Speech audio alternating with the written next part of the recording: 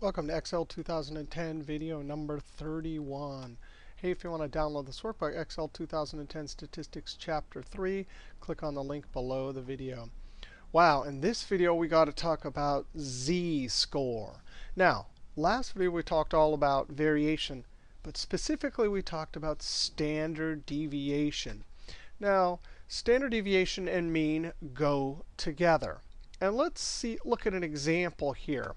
Let's say on your calculus test you got 78, and the mean for this calculus test was 73. The standard deviation was 3, right? So, did you do better? Who did better, you or your sister? So here's you, here's your sister. Your sister comes home and says, hey, actually this one here, hey, I got 93 on my history test. And you said, yeah, but I got 78. I did better than you. She says, no way. I got 93. Well, if we know the mean and the standard deviation compared to the average score for this history class 96 and the average score for this calculus test, we can really see who did better. We can already see right here 78 is well above average here. 93, oh, it's below average. But we can do a specific calculation called a z-score, where we use a mean and a standard deviation. So here's the history test, mean 96. Here's the history test, standard deviation 3. 73 for calculus and 3 here. So let's calculate what's called a z-score. It's the x value, the particular value, minus our x bar, divided by standard deviation. Okay, so equals, open parentheses. Oh, yeah, our score minus the average. Well, we can already see this is going to be a positive, right? Because we're above average. Now, let's take that deviation and divide it by the standard deviation.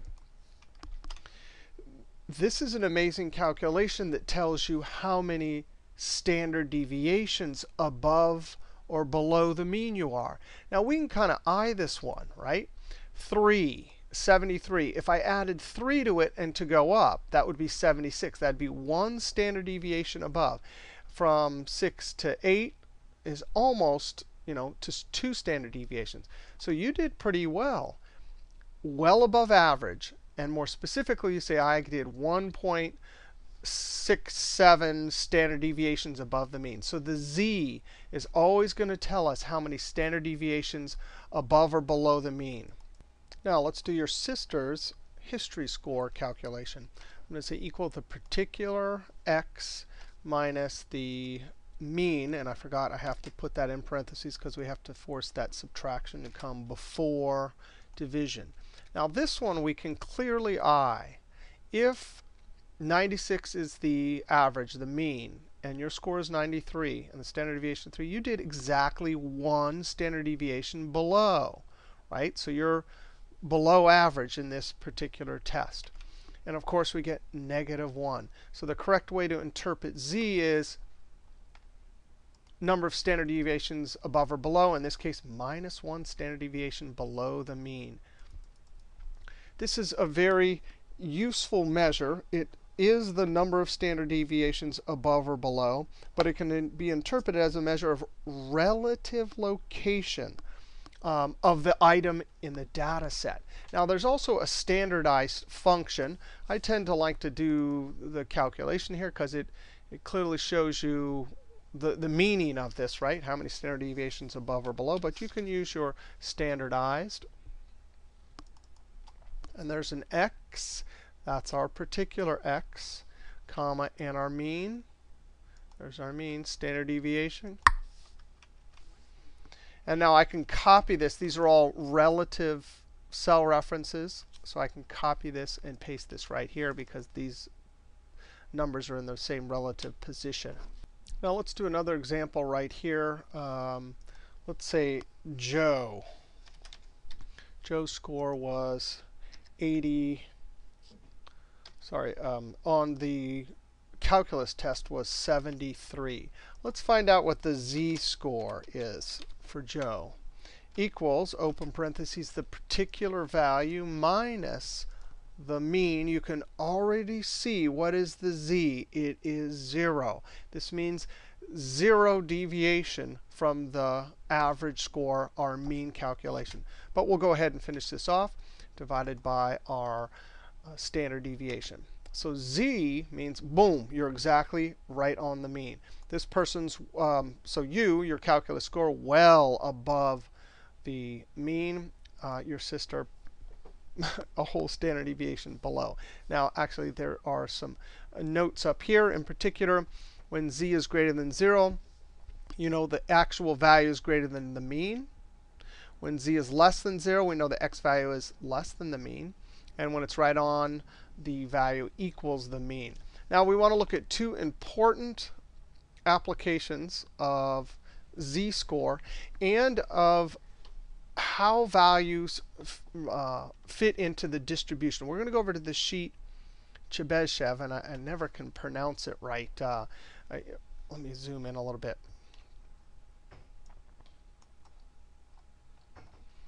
Russian mathematician Chebyshevs. I know I'm not saying it right, but this theorem he came up with is quite amazing.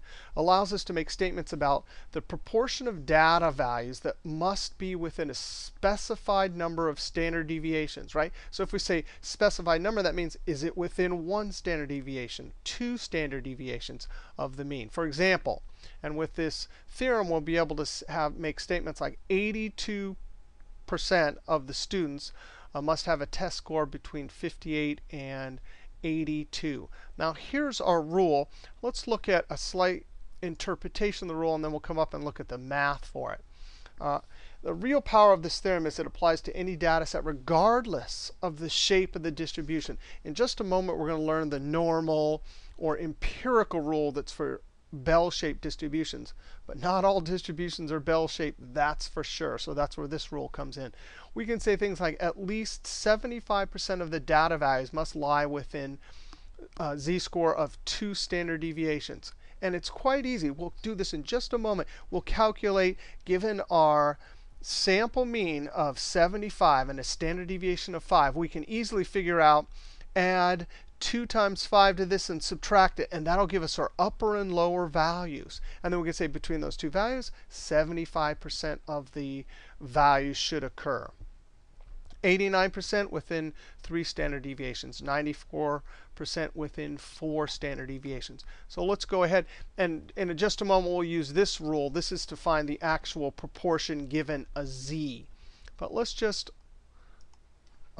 calculate our first example. Okay, we want to calculate an upper and a lower. So for the upper, I'm just going to, hey, our mean plus standard deviation times our 2.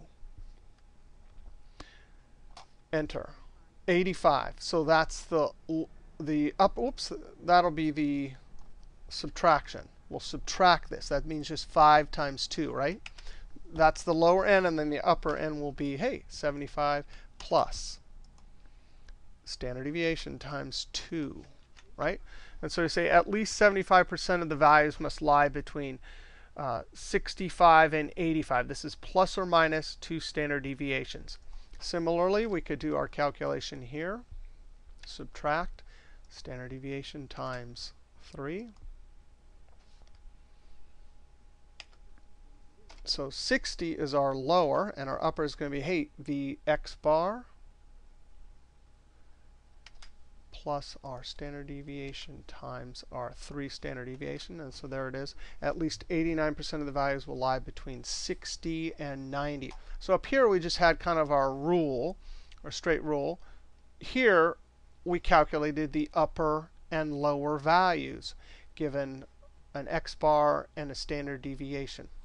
So quite powerful just from x bar, standard deviation, and a little math here. We can calculate an upper and lower value for a particular distribution. And of course, we could do it for 4 standard deviations here. What's the upper and lower? I'm going to say that minus r5 times r4. So 55 and then 75 plus our standard deviation times 4. So at least 94% of the values will lie between 55 and 95 standard deviations. Now, in this example, we had the x bar and sample standard deviation, and we just calculated 2 standard deviations, and we calculated the lower and upper. But let's take this one step further. Scroll down here.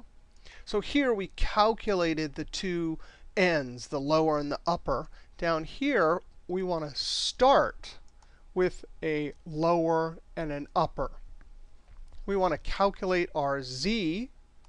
Again, here's 67 and 83. Same x bar and standard deviation. Here we calculated 65 and 85. But what about between 67 and 83? It's not quite, an integer here. So we have to calculate our z first, and then we'll learn how to calculate the proportion.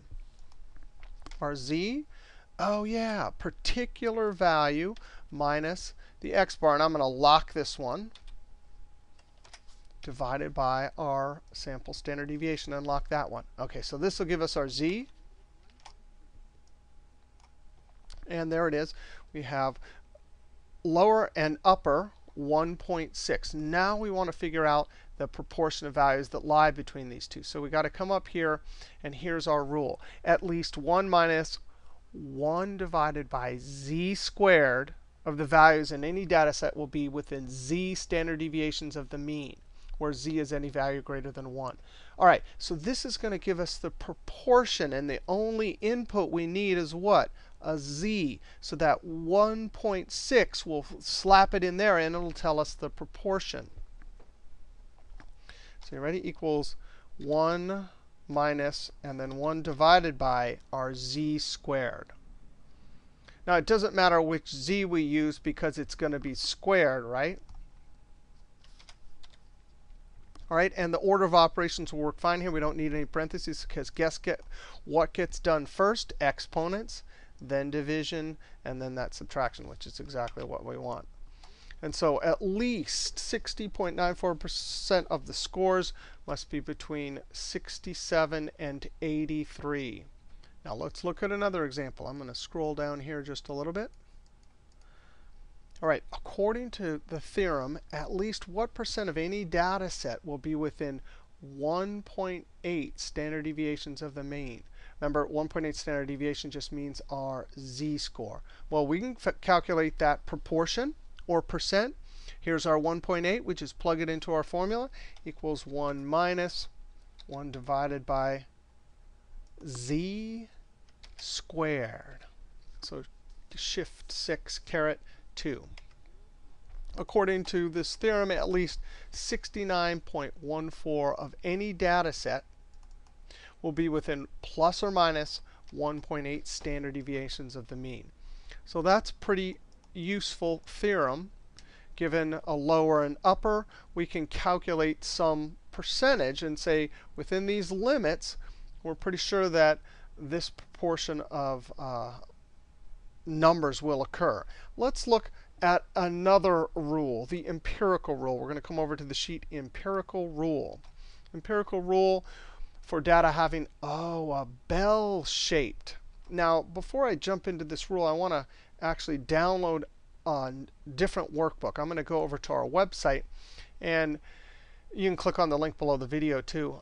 The first file we downloaded was Chapter 3. This one says Excel 2010 Statistics Chapter 3, second file. So I want to go ahead and you download that. I'm going to open this up, and sometimes a picture tells 1,000 words. Now, just a moment ago, we were talking about proportion of values between an upper and a lower for any shape. But if the distribution, the population distribution, is bell-shaped or tends to be bell-shaped, then you can use this empirical rule. And what it says is within about 3 standard deviations, virtually all of the values will occur. Now, let's look at an example here. If we have a population of statistics test scores which fits the bell curve, and the population mean is 83 mu with a standard deviation of the population sigma of 5. For within 3 standard deviations, the empirical rule says 99% of all the values will lie between 68 and 98. Now, how do we get an exact number like that? Well, again, the rule says 3 standard deviations. So over here, I took 83 minus 5 times 3.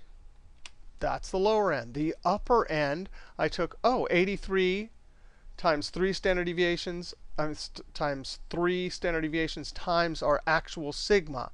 And that gave us 98. All right, this is a specific example. The general rule is just 3 standard deviations. 99% of the values in a bell-shaped distribution will lie within plus or minus 3 standard deviations. So that's the normal rule. This is our specific example here. And you can look down here. There's a 98. There's a 68. So the area under the curve, and actually we don't get to do area under the curve for this type of distribution until chapter 6, I think it is. But the idea is presented here because we're talking about means and standard deviations, right? So within 3 standard deviations, man, virtually all values will occur. Now, within plus or minus 2 standard deviation, 95% of the values will occur. So what do we do here? I calculated 73. 73 is just 83 times 2 times 5. 83 minus 2 times 5, 73, 93. So that's the range. So the empirical rule says 95% of the values should lie between 73 and 83. So here's a picture right here. There's our 93 on the upper end and 73. So between those two, that green limit there and that green limit here, everything between here under the curve equals 95%. 68% of the values should lie between plus or minus 1 standard deviation. And that would be between 78 and 88. All right, that's the empirical rule or the normal rule.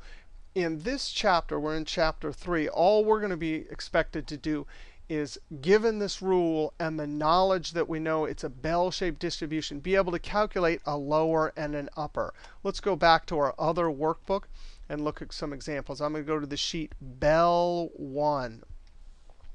All right, so 83 is our mu, our mean for the population, and sigma, standard deviation for the population, is 5. So 68% of the scores lie between what two values?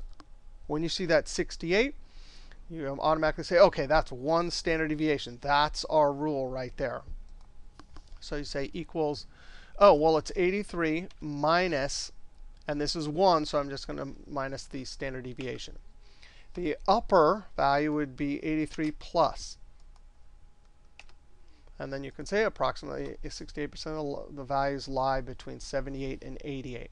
Now 95%, that would be 2 standard deviations. So we'll do our calculation, this, and then minus standard deviation times 2.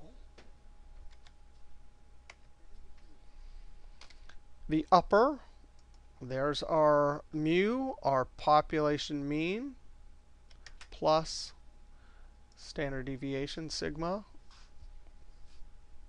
I'm going to multiply times 2. And so approximately 95% of the values will lie between 73 and 93. Now, what percent of the values lie below a score of 83? Oh, wait a second, 83. Well, here's a little picture here. There's a line. Actually, let's go over to that other workbook. There's a line right down the middle. This is called the bell curve or the normal curve. Or it can be called a symmetrical curve. And why is it symmetrical? Because right down the middle, 83 actually, for our example here, has a z of 0, right? Because 83 is exactly the mean. You're exactly average, right? But everything on this side of the curve is 50%, and everything on this side of the curve is 50%. So everything below the mean of 83 or a z-score of 0 is 50%, and everything above is 50%. So we can, in this question here, what percent of the values lie below a score of 83? Approximately 50% lie below. What percentage of values lie above? Approximately 83%. All right, let's go look at another example. I'm going to go over to Bell 2. All right, here we have retail price per gallon. Distribution is bell-shaped. And here we have a mean regular gas price per gallon of 260. Standard deviation is 15 cents. These are population numbers. Now, we want to go from a lower to an upper, and we want to estimate the proportion or the probability of getting a value between these two. Now, here's our empirical rule. Down here, here's our empirical rule. Now, in this chapter, we're going to kind of do this in a clunky way. Later in chapter 6, we'll see how to do it with the normal distribution functions, but we're not quite there yet. So what we're going to do is we're going to realize that if it's bell-shaped, it's symmetrical, right? Well, if there are 68% between +1 standard deviation and -1 standard deviation, right? 68%, and it's symmetrical. How about we figure out the probability between exactly 0 standard deviation and -1? Or, if it's symmetrical, 0 and +1. Well, we're just going to divide by 2. And so for each one of these, now we can kind of piecemeal together. We can figure out between these two, but what if we just wanted to say, hey, between 0 the actual mean and some upper value, right? Then we could use just half of 34. So from here to the end of the purple is 34, and from here to the end of the purple is 34. For 2 standard deviations right here, from here to the edge of the green, that's going to be 0.475. All right. So let's see if we can figure this out. We've got to calculate z first. So I'm going to say equals my particular value, in parentheses, minus my locked with the F4 key, the mean, divided by my standard deviation. And I'm going to lock that one too. Oh, $1. I'm going to get rid of the formatting. I have this closed down because let's go to General. And I'm going to drag this down. Okay, you can see all the cell references are working. Let's do the same thing here. Actually, you can copy this and paste this right here. It's the same relative position, and those are locked. And I'm going to calculate these down. All right. Now, between -1 and 1, well, that one's easy, right? Because it's between there and there. So we just go equals 68. And then approximately 68% of the values lie between $2.45 and $2.75. Now, what about from 230 to 275? Well, we got a z of -2 and 1. Well, what are we going to do here? That's from there all the way to there. Oh, well, this is symmetrical, right? So we know the distance from here to 1 is going to be our 0.34. And the distance from here down to -2 will be this 0.475. So we can simply add these.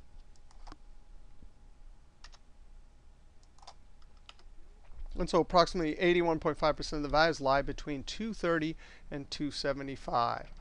Finally, what about this one right here? We want to find what's the probability of getting or what's the proportion or approximately the percentage of values that would be above 275. Well, OK, so that's 1 standard deviation above, so it's everything this direction. Well, since it's symmetrical, everything this direction is 0.5. And everything from here to here is 0.34. We can simply say equals 0.5 minus our 34.